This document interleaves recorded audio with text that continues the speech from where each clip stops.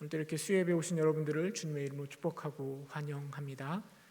예수님께서요, 제자들을 처음 만났을 때 예수님께서 하신 말씀이 무엇인가 하면 내가 너로 사람을 낚는 어부가 되게 하겠다라고 말씀하십니다. 또 예수님께서 마지막으로 제자들에게 하신 명령, 말씀이 또 무엇인가 하면 세상 땅끝까지 이르러 내 증인이 되리라 이렇게 말씀하셨습니다. 처음 만났을 때 사람 낚는 어부가 되게 하시겠다 말씀하셨고, 또 마지막 말씀이 내 증인이 되라 말씀하셨습니다. 이 말씀을 들은 제자들은요, 그의 삶에 목숨을 다 바치면서까지 복음을 전하려 했고 곳곳에서 교회를 세우려고 노력하는 모습을 우리는 성경을 통해서 잘 알고 있습니다. 그리고 이제 하나님을 믿고 예수님의 제자가 된 우리들 역시 늘 마음 한켠에 하나님의 복음을 전하고 선교하는 일에 그 일을 감당해야 되겠다라는 거룩한 부담감이 있는 것입니다. 하지만 복음을 전하고 전도를 하는 것은 좀처럼 쉬운 것은 아닌 것 같습니다. 더군다나 이 코로나 시대에 누군가에게 예수를 전하고 교회를 인도하고 복음을 전하는 건 결코 쉽지 않은 것 같습니다. 우리 감사하게도 우리 교회는요, 선교위원회가 있고 선교위원회 아래 전도폭발부도 있고 지역봉사부도 있고 국내선교부, 해외선교부 등 여러 방법들을 통하여 복음을 전하려고 끊임없이 노력하고 있습니다. 코로나로 인해서 주춤하고 있지만 최선을 다해서 복음을 전하려고 노력하고 있죠. 제가 전도폭발부를 섬기고 있는데요, 전도폭발부를 섬기면서 복음을 전하면서 늘 이런 생각을 해보게 됩니다. 어떻게 하면 복음을 보다 더 잘 전할 수 있을까? 어떻게 하면 사람들에게 하나님께서, 예수님께서 우리에게 하신 명령들을 더 잘 이루어낼 수 있을까? 이런 고민들을 해보게 됩니다. 그리고 더 효율적인 방법이 무엇일까 생각하는데요, 만약에 하나님이 그 전도의 자리에 우리가 아니라, 부족한 내가 아니라 좀 더 능력이 있고 영향력이 있는 사람, 유명한 사람을 세우면 어떻게 될까 하는 상상도 해보게 됩니다. 예를 들어서 우리 김연아 선수가 우리와 함께 복음을 전한다고 한다면, 유재석이 우리랑 함께 복음을 전한다고 하면 얼마나 좋을까요? 세계에서 가장 유명하다라는 그 가수 BTS가 우리와 함께 복음을 전하면 여러분, 전도가 수술될 것 같지 않습니까? 막 사람들이 교회로 몰려들 것 같지 않습니까? 근데 반대로 절대 복음을 전해서는 안 될 사람들도 있는 것 같습니다. 덕이 되지 않는 사람들, 그 대표적인 사람이 바로 느부갓네살일 것입니다. 오늘 설교의 제목이 느부갓네살인데요, 여러분, 성경이 또 역사가가 기록하고 있는 느부갓네살 왕의 모습은요, 굉장히 잔인한 왕으로 기록하고 있습니다. 이스라엘을 공격하여서요, 예루살렘을 무너뜨리고 하나님을 섬기는 성전을 다 무너뜨린 왕이 바로 느부갓네살 왕입니다. 이스라엘 백성들을 포로로 끌고 가고 그리고 세상을 호령하던 자가 바로 느부갓네살입니다. 성경에 보면 그는 늘 기분이 나쁘면 신하들을 죽이기도 하는 그런 변덕스러운 잔인한 왕으로 묘사하고 있습니다. 한 번은 이 왕이 꿈을 꾸었는데요, 그 꿈을 사람들에게 말해주지도 않고 사람들을 불러다가 내가 꾼 꿈을 맞춰보고 그리고 그 꿈을 해석하라고 이야기합니다. 그런데 만약에 그것을 맞히지 못하면, 알지 못하면, 해석하지 못하면 그 사람들을 다 죽이려고까지 했습니다. 또 이 느부갓네살 왕은 자신을 높이기를 너무 좋아했던 왕인 것 같습니다. 사람들의 숭배를 받고 싶었던 것 같아요. 그래서 자기가 만든 금 신상에 절하지 않으면 불태워 죽이겠다라고 이야기하고 있습니다. 이런 느부갓네살 왕이 우리와 함께 복음을 전한다고 하면 사람들이 아마 치를 뜰 것입니다. 어떻게 저런 사람이 전하는 복음을 우리가 믿을 수 있는가? 사람들이 전도되기보다는 오히려 역효과가 날 것이 분명합니다. 하지만 우리 하나님은요, 이 느부갓네살 왕을 사용하십니다. 오늘 우리가 읽은 본문에 보면 하나님을 향한 찬양의 내용들이 가득 차 있습니다. 근데 이 찬양을 누가 하고 있는가? 바로 느부갓네살 왕이 그 찬양을 하고 있습니다. 우리 4장 37절 함께 읽어볼까요? 다니엘서 4장 37절 함께 읽어보겠습니다. 시작. 그러므로 지금 나 느부갓네살은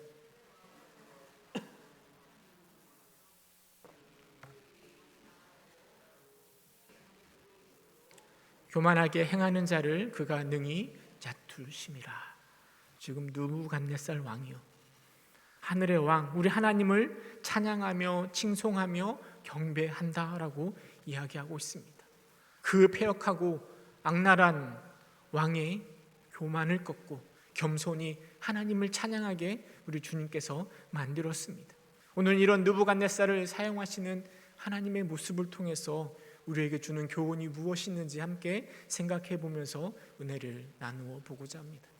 오늘 다니엘서 4장의 내용은요, 느부갓네살이 꾼 꿈, 두 번째 꿈에 대한 이야기를 담고 있습니다. 하지만 먼저 생각해 볼 건 3장에서 어떤 내용이 연결되어 있는가, 이것도 생각해 볼 필요가 있는데요. 다니엘서 3장에 보면 금 신상에 절하는 것을 거절했던 다니엘의 세 친구들이 풀무불에 던져집니다. 하지만 하나님의 은혜로 이들은 조금도 상함을 받지 않았습니다. 느부갓네살 왕은요, 그 풀무불 속에서 결박되지 않았던 네 번째 사람이 불 가운데로 다니지만 타지 않은 그 모습을 바라보게 됩니다. 그리고 그 세 사람의 다니엘의 세 친구의 하나님을 찬양하고 조소를 내려 이렇게 이야기합니다. 다니엘서 4장 2절 3절인데요.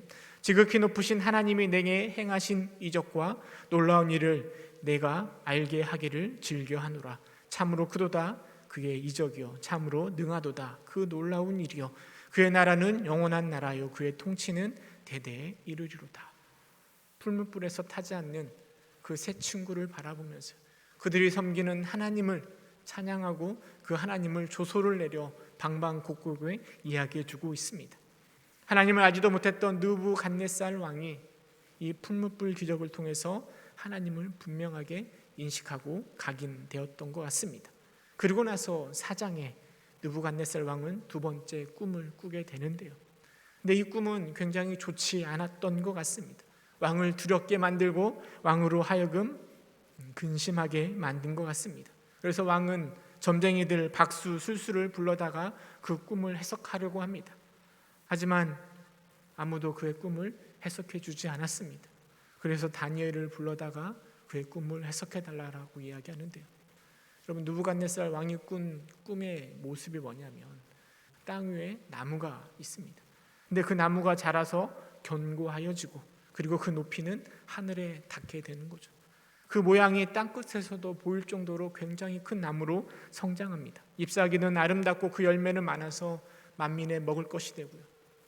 동물들이 그 그늘에, 또 많은 새들이 그 가지에 깃들어 먹을 것을 줄 정도로 굉장히 큰 나무가 된 것입니다. 그런데 순찰자, 거룩한 자가 하늘에서 내려와서 그 나무를 베어버리고 잎사귀와 열매도 다 떨어버립니다. 짐승이 새들이 다 떠나갑니다. 하지만 구루터기가 남아있고 새와 노줄로 동이고 있는 상태에서 7대가 지나가는 것을 느부갓네살 왕이 꿈으로 꾼 것입니다. 다니엘이 그 꾼 꿈에 대해서 듣고 나서 마음에 놀랐다라고 성경은 기록하고 있고 그 마음에 번민이 가득하였다라고 말하고 있습니다. 다니엘은 왕의 대적자들에게 그 꿈이 음하기를 원한다라고 말하였습니다. 어쩌면 많은 사람들이 이 왕의 꿈을 해석해 주지 못한 이유가 그 꾼 꿈이 좋은 방향으로 해석하기가 어렵고 또 나쁘게 해석하였을 때 이 왕이,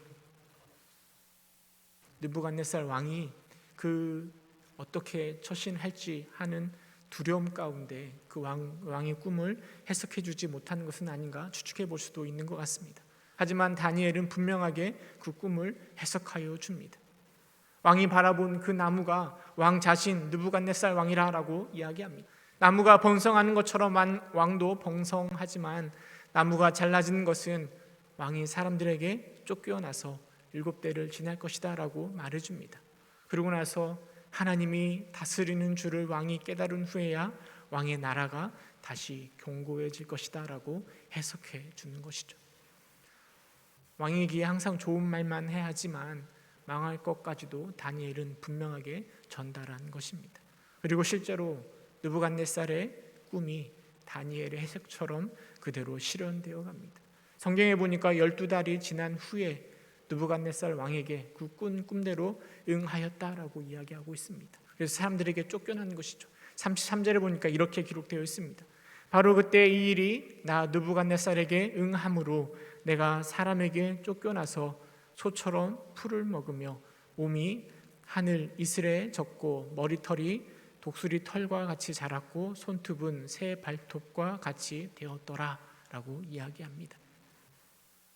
왕으로 세상을 호령하였던 느부갓네살이지만 때가 되면 그는 왕의 자리에서 쫓겨나서 7년 동안 소처럼 풀을 먹고 또 몸이 이슬에 젖고 머리털이 독수리 털처럼 손톱이 새 발톱처럼 되었다라고 이야기하고 있습니다.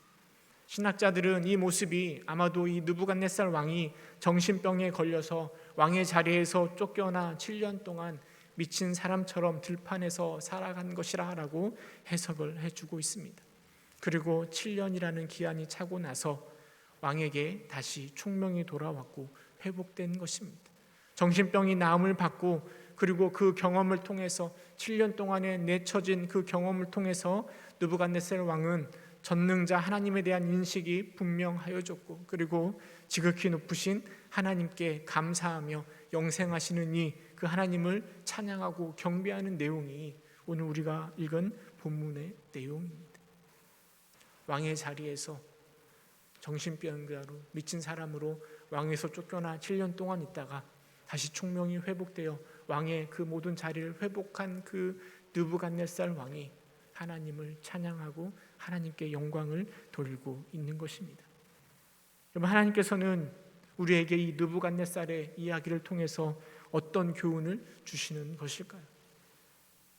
먼저 우리가 생각해 볼 수 있는 건 누가 이 세상을 바꿀 것인가에 대한 교훈을 주는 것 같습니다. 우리가 생각할 때 이 세상을 바꿀 수 있는 자는 왕과 같은 권력을 가진 자라고 흔히들 생각합니다. 아니면 세상을 움직이는 것은 돈이라 생각하고 돈이 많은 자들이 이 세상을 움직일 것이라 라고 이야기하고 생각합니다. 돈도 많이 가지고 있고 권력도 가지고 있는 사람이 바로 느부갓네살 왕입니다. 어쩌면 느부갓네살 왕은 스스로 이렇게 생각하고 있었을 것입니다. 내가 바로 세상을 움직이는 힘이다. 다니엘서 4장 30절에 보니까요, 느부갓네살 왕이 이렇게 이야기합니다. 나 왕이 말하여 이르되 이 큰 바벨론은 내가 능력과 권세로 건설하여 나의 도성으로 삼고 이것으로 내 위엄과 영광을 나타낸 것이 아니냐 하였더니 라고 이야기합니다.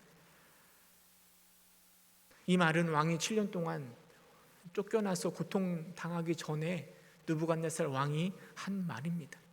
왕은 스스로 생각하기를 내가 바로 세상을 주관하는 권세와 영광을 가진 자라고 말하고 생각하고 있습니다. 그런데 하나님은 그런 생각을 하고 있는 느부갓네살에게 깨달음을 주시는 것입니다. 인간이 가지고 있는 권력이 얼마나 헛된 것인가 오늘을 살아가는 우리에게도 분명하게 말해주고 있습니다. 꿈에 보면 순찰자가 나타나서요, 중앙에 있는 나무를 베어버립니다. 뿌리에 구류터기를 남겨두고 새와 놋줄로 묶어버립니다. 그런데 나무는 그것을 풀 수도 끌어낼 수도 다시 열매를 맺을 수도 없습니다. 느부갓네살 왕이 그런 거죠. 왕으로서 뭐든지 다 할 수 있는 것 같고 내가 능력과 권세로 이 바벨론을 건설하였고 앞으로도 모든 것을 다 할 수 있는 것처럼 말하였지만 그가 7년 동안 버림을 받았을 때 그가 할 수 있는 것은 아무것도 없었습니다. 여러분, 그 느부갓네살의 착각이 우리에게도 동일하게 있는 것 아닙니까? 내 삶의 주관자로, 내 삶을 주체자로서 내가 열심을 다하면, 내가 스스로 최선을 다하고 힘을 다하면 나를 바꾸고 세상을 바꿀 수 있다라는 착각 속에서 우리가 살아가고 있지는 않습니까? 열심히 하면, 정말 최선을 다하면 내가 얼마든지 성공할 수 있다.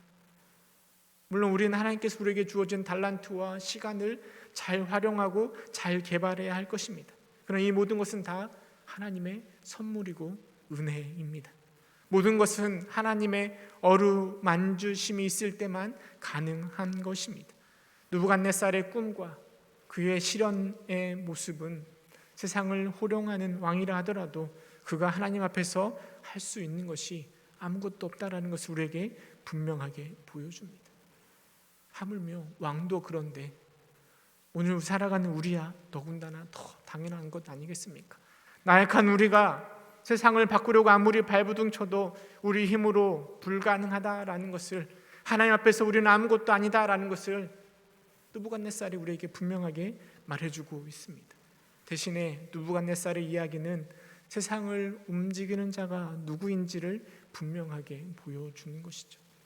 4장 17절에 보면요, 이렇게 이야기합니다.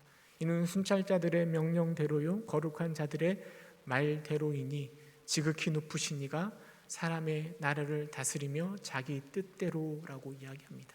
25절 볼까요? 4장 25절 중간에 보면, 4장 25절 중간에 보면 지극히 높으신 이가 사람의 나라를 다스리며 자기 뜻대로라고 이야기하고 있습니다. 4장 32절에도 보면 이렇게 이야기합니다. 중간에 보니까 지극히 높으신 이가 사람의 나라를 다스리며 자기 뜻대로라고 이야기합니다. 성경은 끊임없이 반복하는 게요, 지극히 높으신 이가 자기의 뜻대로 움직인다라는 것을 계속해서 말해주고 있습니다.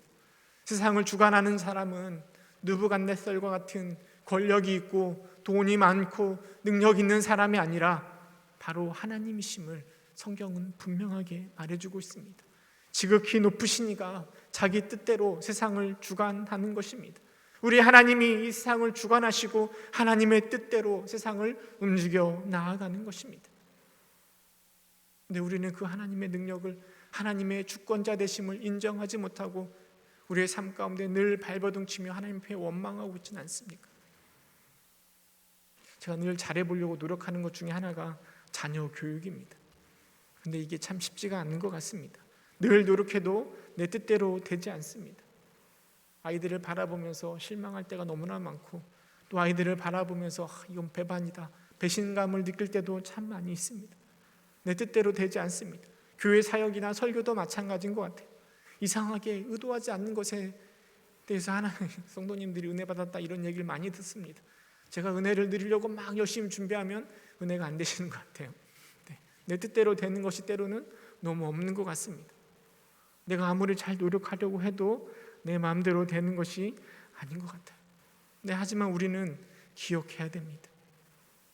이 세상은 내가 열심히 한다고 해서 되는 게 아니라 하나님의 뜻 가운데 세상을 주관하시는 지극히 높으신 하나님의 뜻대로 움직여 간다라는 거죠.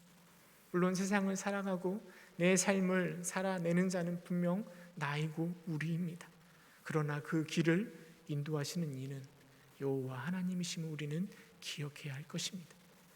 그렇다고 해서 내가 해야 할 일들을 포기하고 대충 하라는 말은 아닙니다. 우리는 어디서든지 최선을 다해야 할 것입니다. 하지만 그 결과는 오직 하나님의 뜻임을 우리는 기억해야 될 것입니다.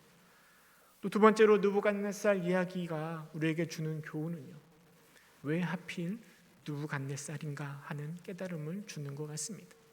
말씀 묵상하면서 제 스스로 생각해 보는 거죠. 왜 하필 하나님은 이 느부갓네살을 선택하셨을까? 그렇게 악랄한 왕을 통해서 왜 하나님을 찬양하게 하셨을까? 우리를 힘들게 하고 믿는 자를 괴롭혔던 이 악한 자가 아니라 다니엘의 새 친구 다니엘, 믿음 가운데 살아갔던 이런 사람들을 통해서 찬양의 내용들이 성경에 기록되었더라면 얼마나 더 좋을까 하는 생각들이 드는 거죠. 왜 하필 저런 왕들을 사용하실까 하는 의문이 생깁니다. 하지만 이 역시 우리가 이해할 수 없는 하나님의 뜻임을 기억해야 됩니다. 물론 하나님께서 우리에게 복을 주실 때, 하나님께서 누군가를 사용하시려고 하실 때 우리 안에 있는 믿음, 우리 안에 있는 순종의 모습, 신앙의 모습을 바라보시고 사용하시겠지만 하나님께서 우리의 순종만을 근거로 해서 사용하거나 복을 주시는 것은 아닙니다. 오히려 성경은 우리의 모습 때문이 아니라 우리의 믿음 있고 순종적인 그 모습 때문에 하나님이 사용하시는 것이 아니라 오직 주의 은혜다라고 이야기합니다. 값없이 주시는 하나님의 은혜 때문에 우리에게 복이 임하는 것이고 우리가 하나님에게 귀하게 쓰임 받는다라고 말해주고 있습니다.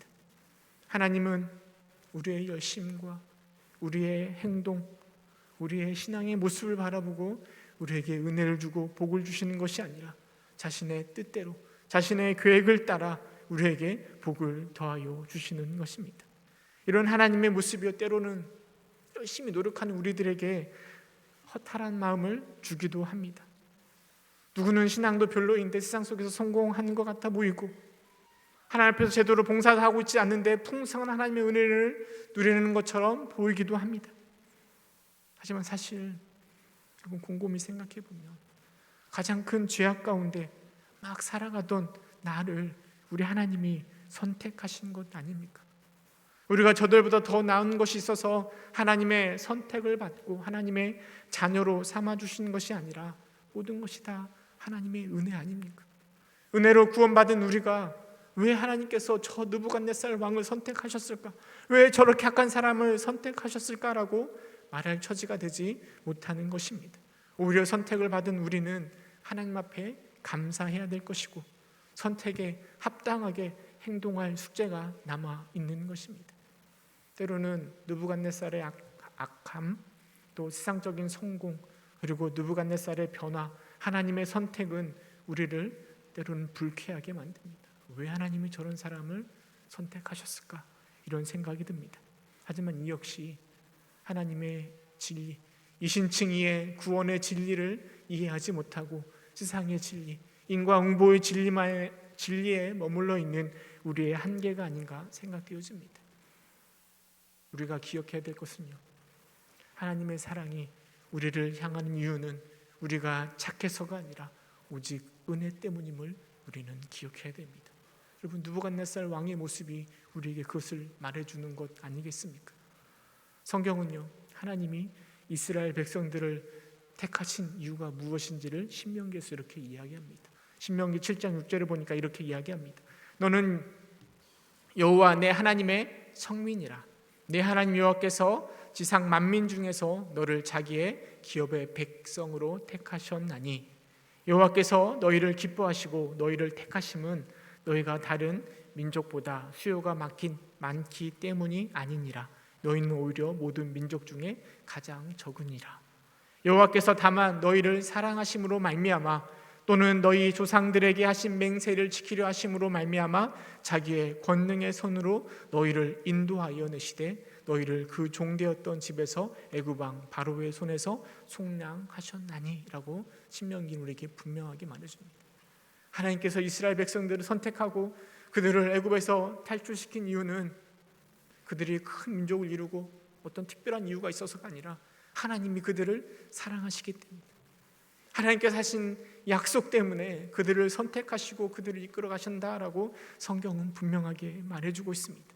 하나님은 교회를 핍박하기에 열심을 다하던 바울을 선택하셔서 곳곳에 교회를 세우십니다. 밧세바를 범했던 다윗 왕이지만 그를 통해서 메시아의 가문을 삼겠다라고 약속해 주십니다. 느부갓네살 역시 이유 없이 사랑하셨고 그에게 믿음을 세워주셨고 그 입술을 통하여 하나님은 영광을 받고 계십니다. 뿐만 아니라 사악한 우리를 하나님이 사랑하십니다. 죽을 수밖에 없는 죄인인 우리를 사랑하시고 십자가의 그 은혜를 통하여 우리를 자녀 삼아 주신 것입니다. 하나님의 사랑이요, 조건적이다. 이만큼 해줘야 하나님의 사랑이 우리에게 임할 것이다 라고 믿는 사람들은요, 하나님이 주실 축복 때문에 하나님의 말씀에 순종합니다. 하지만 그 마음속에 하나님을 사랑하지 않을 수도 있는 것이죠. 하지만 하나님의 은혜를 믿고 하나님을 사랑하는 자들은요, 하나님의 은혜만 바라보고 있는 자들은요, 하나님을 사랑하는 것 때문에 하나님의 말씀에 순종하는 것입니다. 여러분, 이게 바로 복음입니다. 내가 무엇인가를 해서 구원에 이른다, 이것이 아니라 나를 사랑하시는 하나님의 은혜 때문에 우리에게 구원이 임한다. 이게 바로 복음 아니겠습니까? 이 복음은 우리를 겸손하게 만듭니다. 느부갓네살처럼 하나님을 찬양하게 만드는 겁니다. 37절에 느부갓네살은 하늘의 왕을 찬양하며 진송하며 경배하노니 그의 일이 다 진실하고 그의 행하심이 의로우심으로 교만하게 행하는 자를 그가 능히 낮추심이라 라고 고백합니다. 가장 교만했던, 가장 악랄하였던 왕의 찬양의 고백입니다. 여러분, 결론을 맺도록 하겠습니다. 여러분, 느부갓네살의 이야기를 통해서 우리에게 주는 교훈은 이 세상에 주권자가 누구이며 그 주권자가 주시는 은혜가 무엇인가를 깨닫게 하는 것입니다. 이런 하나님에 대한 인식은요, 우리의 삶에 늘 최선을 다하게 만듭니다. 은혜를 베풀어 주신 그 하나님의 크신 은혜, 사랑 앞에 우리는 그냥 놀면서 살아가는 게 아니라 더 열심을 내어서 하나님 앞에 삶의 최선을 다하게 만드는 겁니다. 하나님이 주관하시는 것을 잘 알지만 우리는 구원하신 하나님 앞에서 삶의 최선을 다하는 것입니다. 그리고 그 최선을 통해서 얻어진 결과에 대해서요, 이게 바로 하나님의 뜻임을 인정하고 받아들이는 거죠. 물론 때로는 내 기대와 바람에 못 미칠 수도 있습니다. 하지만 우리는 그 상황 속에서도 그 결과에 대한 하나님의 뜻이 무엇인가를 고민하고 바라보려고 하는 것이죠.